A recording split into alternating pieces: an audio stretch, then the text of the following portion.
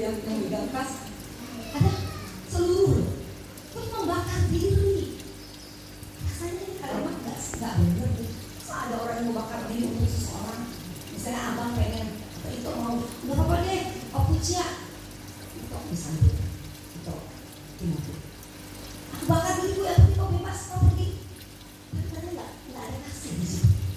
Nggak mungkin ayat ini rasanya kok nggak mungkin. Tapi ternyata sudah tahu nggak, kasih itu di dalam bahasa aslinya adalah coram deo. Coram deo itu artinya komando Allah. Ternyata tidak banyak di antara kita yang melakukan kasih itu di luar komando Allah. Nah, saya maju aja ini supaya selesai. Komando Allah. Jadi banyak sekali intrik-intrik kita. Ketika saya menolong, ketika saya memberi sesuatu, ternyata itu belum tentu sesuai dengan komando Allah. Ada dong keinginan saya untuk ngetop, tulis ya, apalagi kalau ada bukuan, tulis sama aku kan, ya, nggak sedikit. Jadi hati-hati. Atau orang datang ke saya, tapi saya tidak memberi bantuan, pasti saya tidak pelit, sombong, segala macam. Tetapi sesungguhnya ketika kita mau serius dengan kata tanpa kasih, kita menghubungi itu dengan serius. Bahwa apapun yang saya lakukan, apapun yang saya putuskan, itu harus sesuai dengan komando Allah. Nah, sekarang saya akan meminta dibacakan ayat-ayat. Kalau saya nggak boleh baca ayat, ini benar-benar ayat. 1 Korintus 16 ayat 22. 16 ayat 22. Kalau bisa siap masing-masing sih udah dibagi ya. Oke, aku ajak kalau dulu ini akan nanti silakan boleh betul aman saya nggak boleh. Iya ada boleh. Iya saya nggak bagi kan. Siapa yang tidak mengasihi Tuhan terkutuklah. Siapa yang tidak mengasihi Tuhan terkutuklah dia. Nggak pernah baca ya, ada itu jarang ya. Pendeta jarang banget. Yang enggak mengasihi Tuhan terkutuk. Banyak orang berpikir terkutuk itu kenapa ya, kok bapakku begini, kok ibuku begini, kok anakku begini, aku terkutuk kali ya, gitu. Ya kan beda, banyak ya. Padahal kutuk di ibu kita benar. Ketika Yesus mati, kutuk semua dari anak. Yang ada tabur. Ya kalau kita nanam jagung masa nanam duren, betul itu. Jadi apa yang kita tabur itu pasti kita tuai. Nggak ada kutuk lagi. Tetapi pagi ini ayat ini singkat. Siapa yang tidak mengasihi Tuhan terkutuklah ia. Bahasa Indonesianya Tuhan. Tetapi bahasa aslinya terlebih kalau ada yang baca KJV, King James Version, itu ada kata jelas banget Yesus Kristus. Saya bacakan ya. If any man does not love the Lord Jesus Christ, if any man does not love Lord Jesus Christ, Lord tadi ada yang tidak mengasihi Tuhan, tapi di situ dibolkan Jesus Christ. Nah pakai bahasa asing lagi. Let him be anathema. Anathema itu artinya curse, kutuk. Biar dia dikutuk kalau nggak mengasihi Tuhan. Ini lebih bold. Ini artinya kalimat untuk orang Kristen. Jadi kekristenan ada di tahun 70 ya saudara. Yesus lahir 4 sebelum Masehi, beliau wafat tahun 30, abad 1 30, makanya beliau dibilang umurnya 33,5 tahun. Halo, saya harap yang di luar juga menikmati. Karena ini bukan saya yang berbicara, ini Tuhan yang sedang berbicara. Percaya? Percaya. Kita harus begitu menghormati firman Tuhan. Makanya coba perhatikan kalimat kita tidak bertumbuh bahkan kerdil, nyaris mati. Kita hampir tidak merasakan itu. Karena kita tidak sungguh-sungguh menyerap semua apa yang Tuhan mau katakan. Bagaimana pohon bisa bertumbuh ketika istilahnya diapa tapi kita tidak bisa, tidak terabsorpsi dengan baik. Mari kita akan semangat ya dengan firman Tuhan. Ini yang paling penting dalam hidup kita sebagai orang Kristen. Nah, tapi Rasul Paulus itu bicara kepada orang-orang Kristen, jadi pengikut yang tahu tentang Tuhan Yesus tidak main-main. Nah sekarang pertanyaan saya, apakah kita sudah sungguh-sungguh mengasihi Tuhan? Sudah sungguh-sungguh mengasihi Tuhan? Kalaupun ya, seberapa sungguh? Kita lebih sayang kepada apa yang kita lihat. Betul, itu baru membuat tes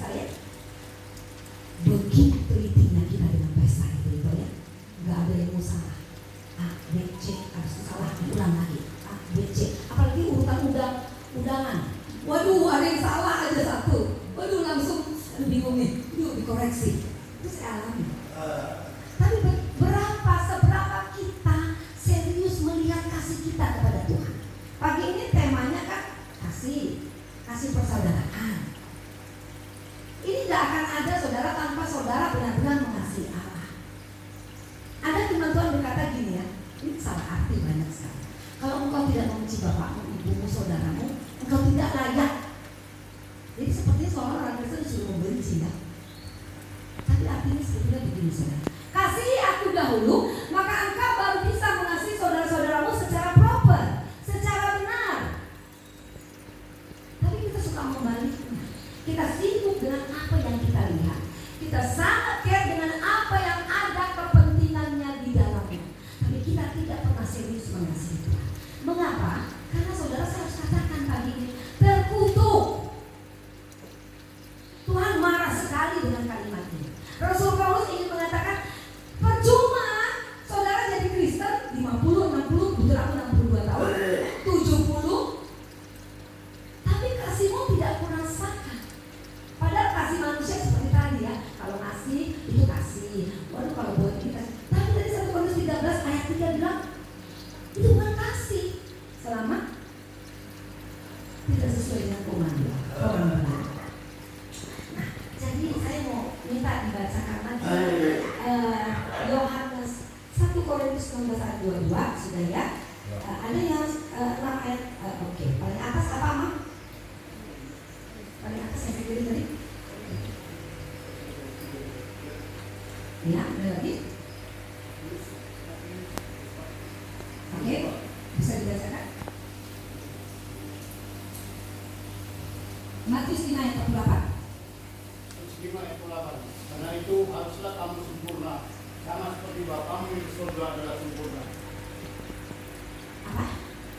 Ada yang nangkep? You must be perfect. Gila ini Kristen, gila harganya seperti ini. You must be perfect. As just as your Father in heaven is perfect. Sempurna, kekristenan itu sempurna.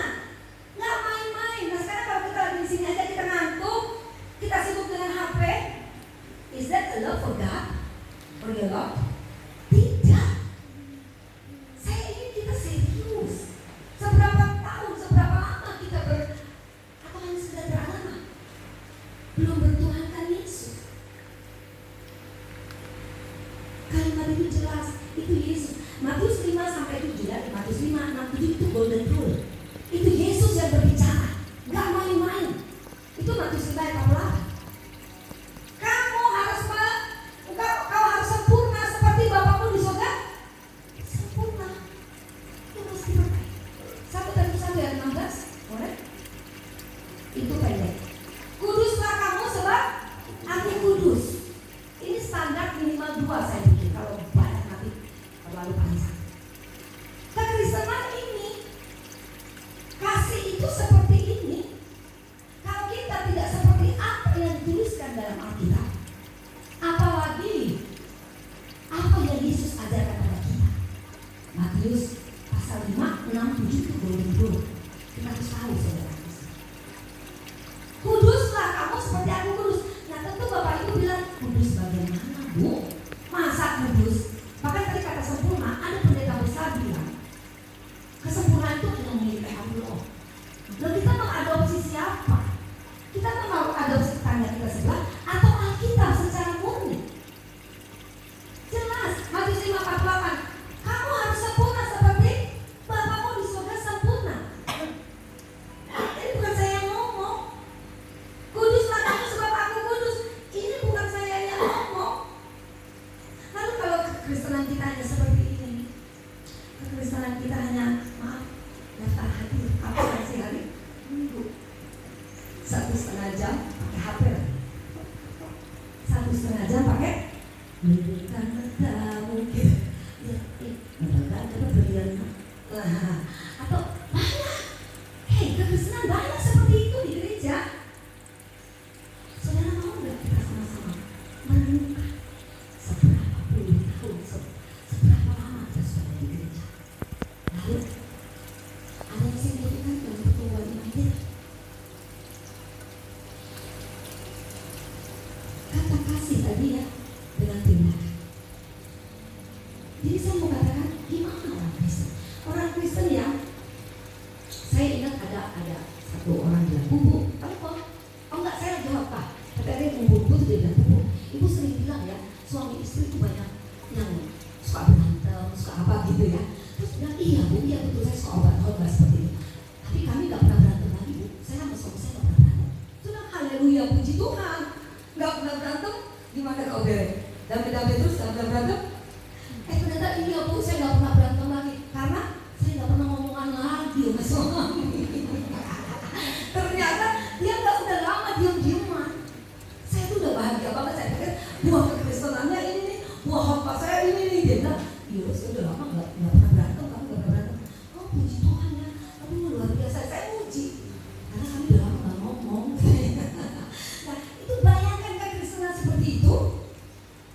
Ya, saya cuma berpikir betapa naifnya kekristenan kalau seperti itu. Saudara tahu AI, artificial intelligence, yang sekarang ada banyak programnya. Ada yang bertanya, Bu, sekarang kita banyak lo pakai AI. Salah nggak, Bu? Salah nggak, saudara-saudara? Pakai AI itu nanti akan mereplace tempat kita. Ini yang muda-muda nih, yang muda-muda. Persaingannya sekarang nanti mau mulai pakai AI.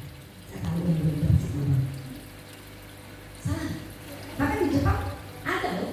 Ya saya suka buka kelas juga di Jepang saya yang sudah beristrikan robot AI. Betul? Ada yang tahu? Kenapa Pak? Ditanya. Kenapa Pak? Kok beristrikan itu? Saya benci perempuan. Benci perempuan. Ini AI istri Tuhan. Jadi dia udah 5 kali kawin. Saya ini kan udah benci perempuan, kita 5 kali kawin. Ya, artinya saudara, Tuhan bisa pakai apa saja. Salah pakai AI. Saya ada berpikir gini, jangan AI lebih bersih daripada kita yang santai, simpuan, aktif. Bahkan saya seperti pendeta. Kita ngomong seenaknya, kita bersikap seenaknya, kita berpikir seenaknya. Sedangkan AI bisa saja tidak membantu. Firman Tuhan berkata, bisa pakai batu, bisa pakai keledai untuk menyampaikan firman Tuhan. Kenapa saya bawa AI ini? Karena saya hanya ingin kita berpikir, Tuhan bisa saja tidak pakai kita. Bayangkan AI itu sudah dihadirkan di Amazon Seattle Amerika. Itu saya ikuti bahwa bisa. Sekarang belanja nggak ada kasirnya. Itu toko Amazon, bisa di-searching. Ya kan? Belanja, beli, ambil itu taruh di tas, ambil, klik apa yang kita mau. Terus kita keluar, mana kasirnya? Ya, mana kasirnya? Nggak ada. Tapi begitu kita sampai di depan pintu toko itu, di handphone kita nih.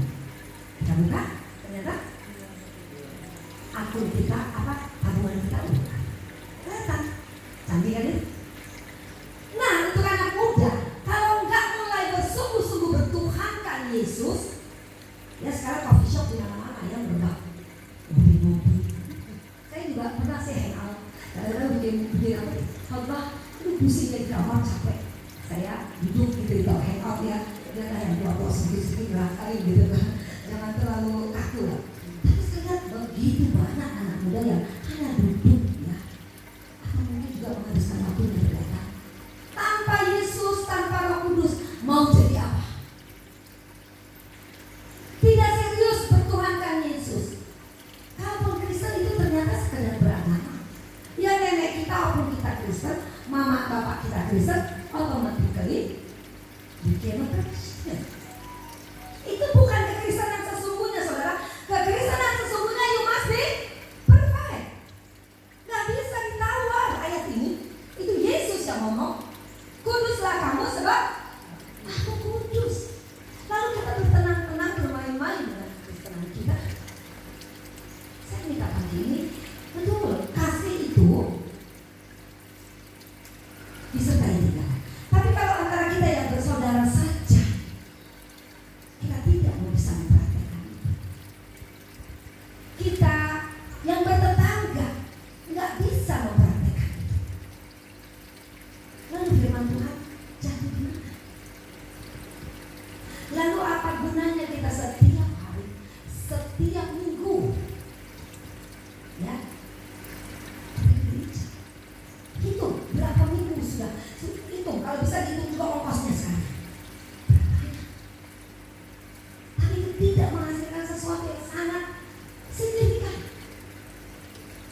Nah, ada di Matius 22 ayat 37 sampai 40. Ini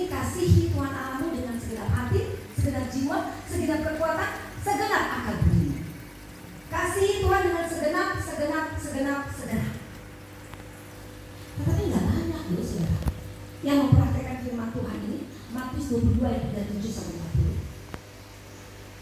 Ngasih Tuhan tuh cuma sembrono seadanya. Ke gereja, terus kumpul di gereja, terus kalaupun dia pernah tua, aktivis gereja atau seperti saya berdebat, apa baik, udah selesai. Tapi kata segenap, gak pernah merasuk jiwa kita. Kalau itu kita praktikkan, sebenarnya kita punya rasa ketakutan yang luar biasa berarti. Kita harusnya punya rasa, ketika saya berpikir dulu, saya tahu Tuhan saya bisa jadi saya. Ketika saya ngomongin orang, berbahasa Indonesia aja ada yang bilang mulutnya harimau. Itu mau mengatakan bahaya loh, banyak ngomong cangkem tok. Kalian hanya banyak bicara. Tuhan itu dibuat berduka setiap saat. Segenap hati, segenap jiwa, segenap akal dan segenap kepala. Semua harus kita berikan. Semua harus kita lakukan untuk Tuhan. Dampaknya memperbaiki diri kita. Bagaimana pagi ini kita bilang peliharalah kasih persaudaraan itu, Ibrani 13 ayat 1. Ayat firman Tuhan ini mau mengatakan kasihlah Tuhan Allah dengan segenap. Kemudian dilanjutkan yang sama dengan itu. Jadi nilainya sama, kalimatnya beda. Kasih Tuhan Allahmu, kemudian dilanjutkan yang sama dengan itu, kasihilah sesamamu manusia. Mungkin ya? Kalau kita tidak mengasihi Tuhan, terus bisa ngikutin Nabi. Ini nilainya sama, saudara. Ketika saudara memperlakukan tetangga saudara, ito, adik, suami, istri, eda, itu saudara sedang melakukan sesuatu untuk Tuhan. Di 1 Korintus mengatakan, baik kau makan, minum, atau melakukan segala sesuatu, lakukan untuk Tuhan. Nah sekarang kalau saudara mau sungguh-sungguh mencerna firman Tuhan pada siang hari ini, saudara coba lihat, apakah saudara sudah mengasihi dengan segenap?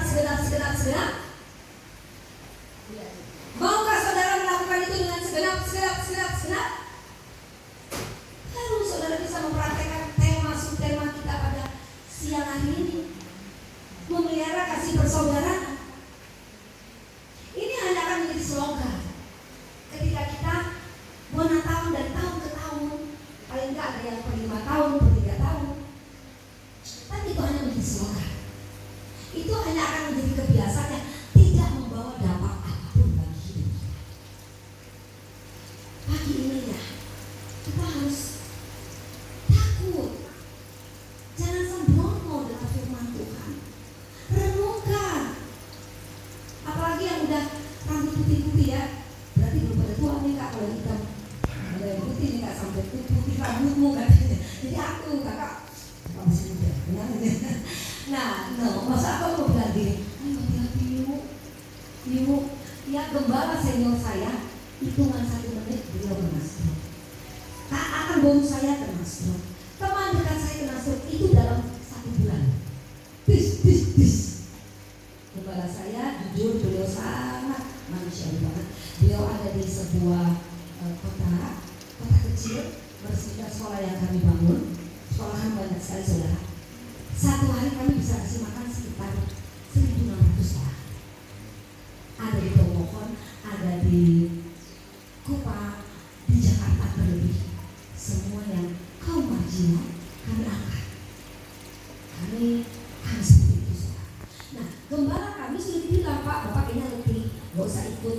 Tapi beliau gembira sekali. Beliau ke Kupang, peresmian, malamnya saya ingat, malamnya beliau masih sempat ngomong saya, besok paginya jam 2 pagi beliau berangkat ke Kupang dengan staf inti. Meresmikan sekolah, beliau datang gembira, terus beliau rapat. Ketika rapat beliau permisi ke kamar kecil. Beliau bilang permisi. Ditunggu, nggak keluar dia. Ternyata jatuh. Sampai menit ini beliau masih di sana. Jadi dia sudah 3 bulan, 23 Oktober.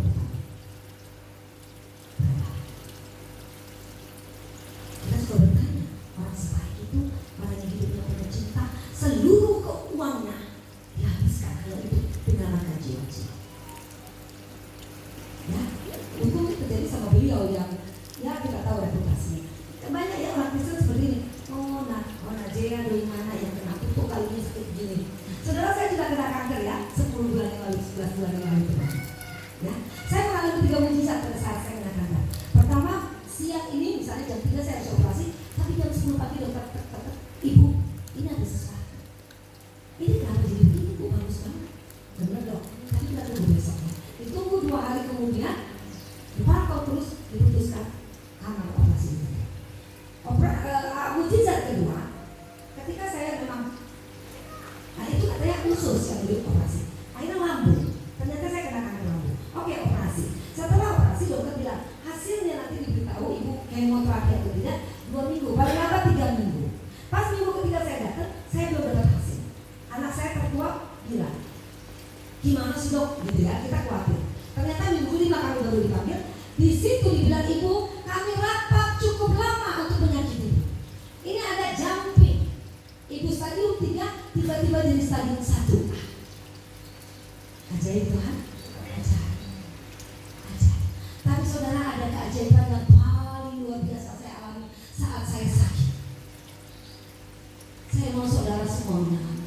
Jangan hanya berhenti di sakit saja, jangan hanya berhenti di persungutan saja, atau jangan hanya berhenti karena kau saudara sedang diberkati. Mujizat ini harus kita sama-sama miliki. Dan ini yang kita harus kejar, apalagi saya. Di sisa umur hidup saya, hanya ini yang saya kejar. Mau tahu saudara? Mujizat apa yang ketiga? Saudara, hampir 4 tahun sejak COVID berakhir, 21 betul, 20 kita udah bikin doa lewat Zoom, doa pagi. Jadi kalau hitungan segini udah 3,5 tahun, hampir 4 tahun. Kami ada doa pagi di gereja. Jam 5 pagi kami semua pasti lewat YouTube berdoa. Tapi saudara, sejak saya dioperasi 1 bulan ini, saya mampu bangun jam 3 kurang seberapa. Saya berdoa dari jam 3 selalu sampai jam 6. 3 jam. Saya merasa ini berkat kekal yang paling besar. Berkat yang harus kita miliki semua di sini. Kita tak boleh main-main lagi Tuhan, saudara dengan Tuhan. Buktikan kalau saudara punya kasih. Dimulai dengan mengasihi Tuhan dengan segenap. Baru saudara bisa mengasihi suami, istri, kakak, adik, ito, edak, siapapun. Tidak percaya saya ketika saudara mau mengasihi, tetapi saudara tidak dipenuhi dengan kasih Tuhan. Ambil bagian dalam penderitaan Tuhan Yesus. Ambil bagian. Salah satu bagiannya adalah Tuhan Yesus pagi-pagi benar berdoa. Benar? Firman Tuhan mengatakan itu pagi-pagi benar. Beberapa kali kalimat itu dituliskan. Lalu saudara tenang-tenang saja dengan kekristenan saudara. Saya bilang kekristenan saudara itu kan warisan. Lalu apa yang membahagiakan, apa yang membedakannya? Saudara, mari kita akan menghadapi tata pengadilan Allah. Kenapa? Saudara jangan tenang-tenang, saudara merasa bahwa saudara pasti masuk surga. Sorry, gak ada yang suka pasti kalimat saya ini. Wah, enak pendeta rumah Pak, udah jangan dipanggil lagi, eliminasi. Masa katanya kita gak masuk surga? Gak usah dipanggil lagi. Haleluya. Enggak, saya bisa. Saudara, kita buka firman Tuhan. Banyak yang dipanggil, sedikit yang dipilih. Maaf, saya agak sedikit. Ya, Matius 22 ayat 14. Matius 22 ayat 14. Siapapun yang bisa. Memang tidak sesuai konteks karena ternyata api membaranya lebih membara.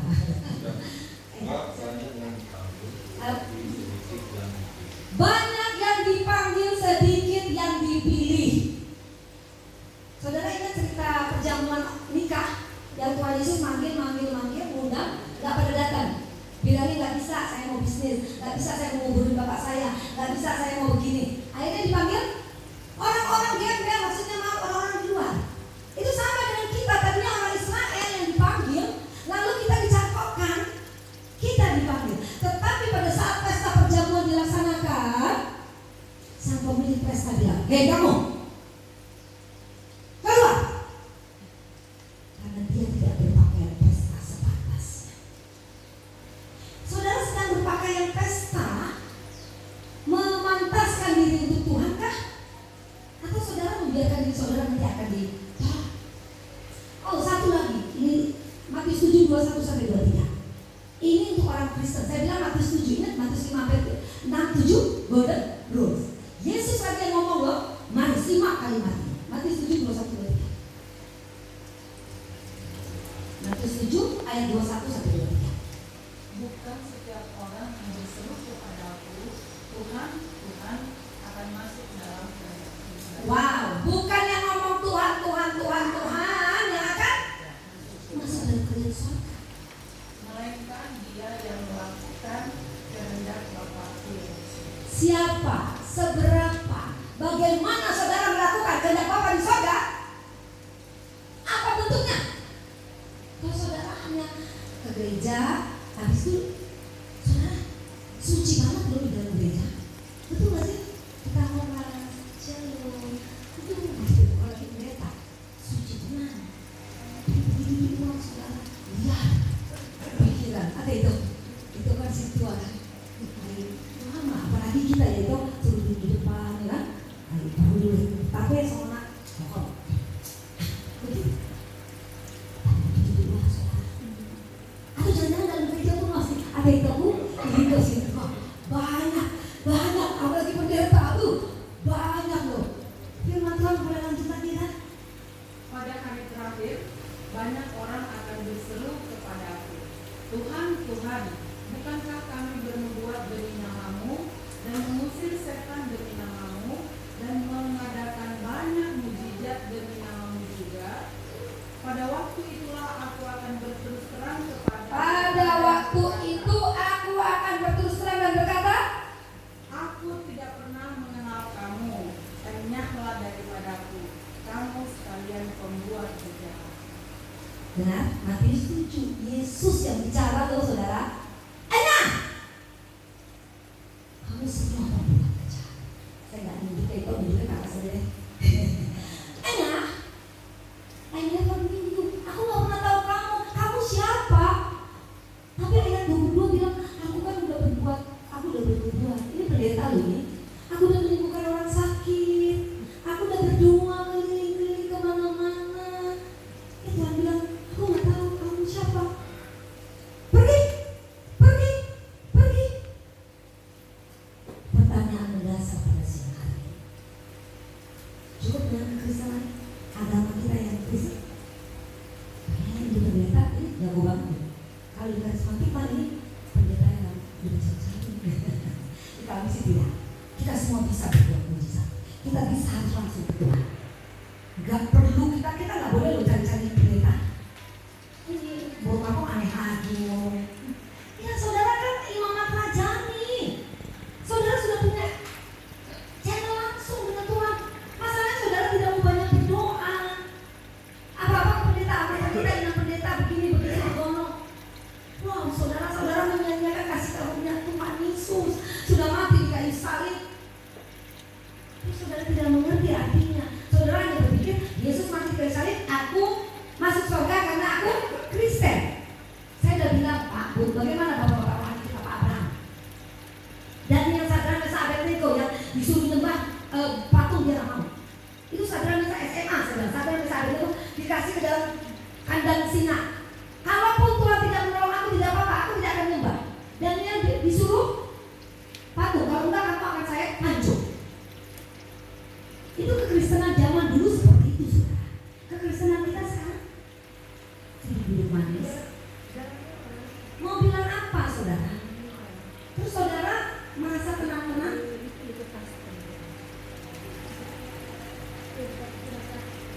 Bayangkan kalimat tadi udah jelas. Itu di Matius 7. Sekali lagi, Matius 5, 6, 7 itu boleh. Orang Kristen harus tahu. Itu kalimat yang Yesus ajarkan langsung kepada murid-muridnya. No choice. Itu kalau Yesus bilang, pergi, enak, aku gak mau. Mari saudara, siang hari ini kita renungkan seberapa kita mengasihi Tuhan, seberapa kita berniat untuk sungguh-sungguh mengasihi Tuhan. Kalau kita berniat, bagaimana caranya? Bentuknya seperti apa Tuhan? Supaya saya benar-benar bisa menunjukkan Kita self correction. Kita masing-masing coba merenung. Kalau saya dikasih 70 tahun, minimal 8 tahun lagi. Itu sebentar banget saudara. Ini baru tahun ya. Ternyata udah pertengahan Februari lagi. Perasaan mau akhir tahun kita tuh kayaknya, siap-siapnya kayak apa ya? Kayaknya apalagi yang muda-muda tuh ya. Bismillah apa itu yang ada? Adalah permintaan ya. Itu kok bismillah pokoknya dari situ ya. Artinya berharap beruntung pakai bismillah. Saya lihat itu kok bismillahnya gitu. Nah biasanya akhir tahun gitu. AKBR-nya seperti ini. Jadi kita berharap ya, orang tua juga gitu ada itu. Ayo somonon paham deh. Ayo bapak somonon, kita somonon. Itu kan bismillah. Ke depan kita perbaiki begitu maksudnya ya itu ya. Akhirnya saya suka bilang itu hanya halusinasi. Kita nggak sungguh-sungguh ingin memperbaiki diri. Nah, saya ingin sungguh-sungguh saudara siang hari ini ya. Kita merenung, kita tundukkan hati kita. Kita akan ada dalam sikap doa. Kita akan ada perenungan. Kita akan adakan, bolehkah di musik kasih saya back sound saja, besok yang lembut. Pada siang hari ini saya meminta dengan sangat kepada saudara-saudara terkasih, perhatikan dengan sungguh bagaimana firman Tuhan siang hari ini menyentuh Bapak, Ibu, dan saudara-saudara. Bayangkan saudara ada di pengadilan tata Allah. Bayangkan saudara berdiri di hadapan Yesus Kristus sebagai hakim agung.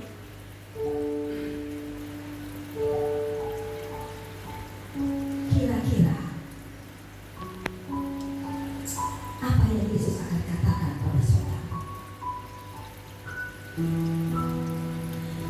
Mungkin Yesus akan bertanya, apakah engkau mengasihi aku? Mungkin saudara akan bilang, iya. Seberapa besar kasihmu? Saudara boleh terdiam. Yesus melanjutkan bertanya, mana bukti kasihmu? Saudara makin terdiam. Saudara, saat ini, siang ini, hanyalah sisa waktu untuk kita. Sisa waktu saudara, kita tidak bisa memperpanjang waktu. Seberapapun saudara berusaha untuk memperpanjang umur saudara, umur itu di tangan Tuhan. Saudara hanya sedang berusaha menjadi sehat. Saudara bukan bisa memperpanjang umur. Semua kejadian itu bisa terjadi setiap saat. Seperti bunga rumput pagi mekar, sore layu. Seperti uap yang sebentar terlihat, sekejap lenyap. Lalu saudara, apa yang saudara mau lakukan? Mari pikirkan, bagaimana sikap saudara terhadap pasangan hidup? Apakah saudara bersikap kasar? Bagaimana saudara bersikap terhadap anak-anak, menantu, pak lumayan? Bagaimana saudara bersikap terhadap saudara-saudara saudara, bapak mama kita? Bagaimana saudara bersama dengan rekan sekerja di gereja, di aktivitas, di kantor? Renungkan saudara. Jika saudara tidak berbeda dengan dunia, maka saudara belum bisa dikatakan mengasihi Tuhan. Dan itu tidak memungkinkan saudara mengasihi saudara-saudara yang terlihat. Karena firman Tuhan dengan jelas, kasihi Tuhan Allahmu, maka engkau bisa mengasihi sesama. Saudara, siang hari ini mau mengajak.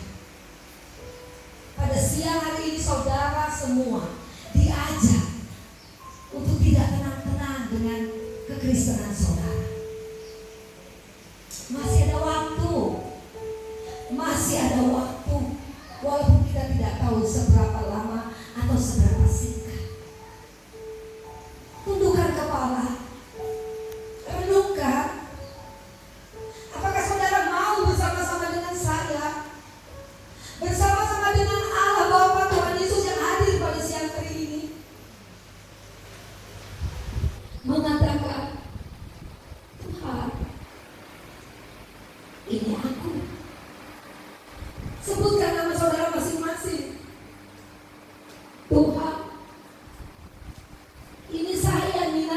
mana burung marpau?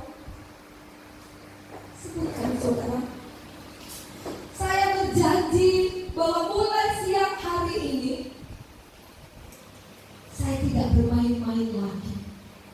Saya mau memperhatikan sebagaimana hidup saya, sebagaimana sepantasnya saya hidup di hadapan Tuhan.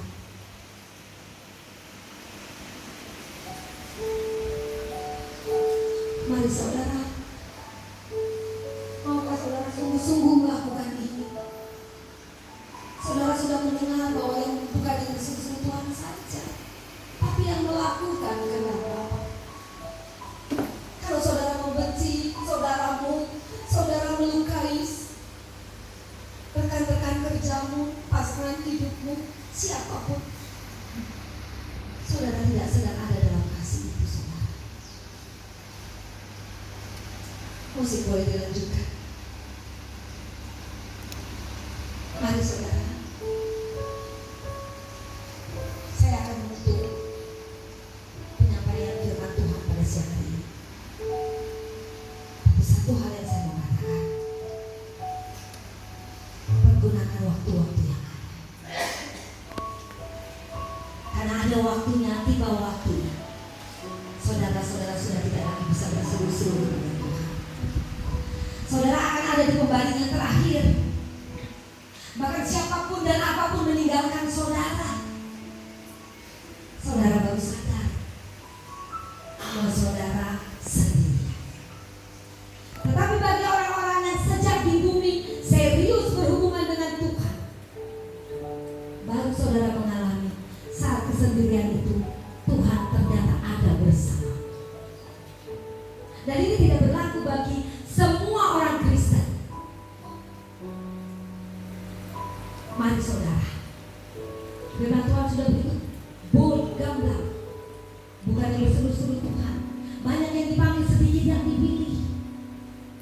Bahkan Yohanes 6 ayat 66 mengatakan semua murid meninggalkan Yesus karena mereka tidak kuat. Murid-murid, kita pun Kristen, tapi tidak sedikit yang meninggalkan Yesus walaupun secara agamawi tidak. Oleh karena itu, mari sambutlah firman Tuhan pada siang hari ini. Lakukan semua mulai siang hari. Bapa, hamba bersyukur padamu bahwa pada saat ini hamba-Mu Kau izinkan menyuarakan hatimu. Kadang-kadang Kau tidak lagi menyuarakan hati kepada orang-orang berbahan. Karena tidak mungkin mutiara diberi kepada babi, barang kudus kepada anjing. Itu Kau gambarkan Tuhan, bahwa betapa ngerinya kami. Kami seperti digambarkan kepada binatang-binatang itu yang tidak mau menerima firman Tuhan dengan benar, yang tidak mau menempatkan firman Tuhan pada tempatnya. Sekali lagi Bapa, hamba bersyukur, berterima kasih, hamba percaya apapun yang hamba sampaikan itu berasal dari hati. Kiranya komparan opumah hudogam sejamu detabek ini menerima semua kebenaran firman Tuhan.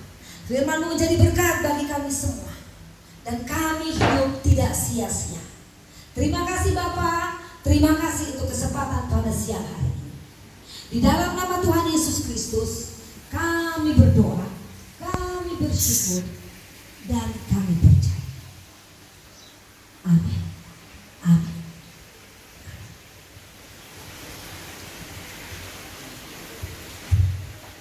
Ya, kita lanjutkan. Nanggung jam.